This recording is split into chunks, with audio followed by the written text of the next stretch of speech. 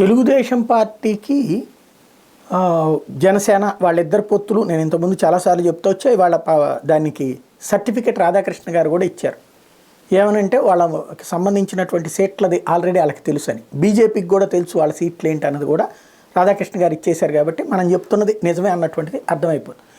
ఇప్పుడు డైరెక్ట్గా సీట్లు అనౌన్స్ చేయకుండా, ఎందుకంటే సీట్లు అనౌన్స్ చేసేస్తే ఘర్షణలు వస్తాయి పార్టీల్లో, ఒక పార్టీ మీద ఇంకో పార్టీకి, అట్లాగే ఒక పార్టీలోనే తిరుగుబాట్లు వస్తాయి. కాబట్టి ఆయా అభ్యర్థులకు మాత్రం చెప్పేస్తున్నారు. చివరి ఎలక్షన్ నోటిఫికేషన్ అయిపోయేదాకా కూడా ఈ సస్పెన్స్ మెయింటైన్ చేస్తూ ఇవ్వాలనుకున్న వాళ్ళకి ఇచ్చేస్తున్నారు. ఇప్పుడు 3 ఎంపీ సీట్లు దాదాపుగా ఖరారు అయిపోయినట్లే.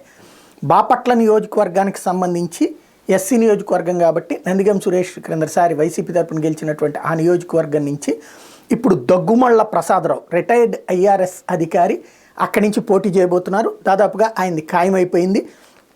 ఆయన అందుకనే ఇవాళ పేపర్లలో పెద్ద అడ్వర్టైజ్మెంట్ కూడా ఇచ్చుకున్నారు.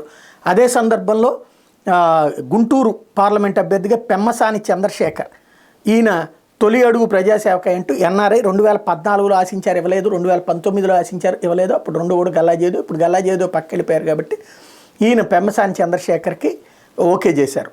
అట్లాగే మధ్యలో ఇంకొకళ్ళు ఇదే కదా మొన్న ఈ మధ్యన రాధాకృష్ణ గారు రాసింది కూడా, లోకల్ వాళ్ళకి ఏ భాష్యం ప్రవీణ్ లాంటి వాళ్ళకి ఇవ్వకుండా ఏంటనేసి, బట్ అక్కడ ఆయనకే ఇచ్చారు.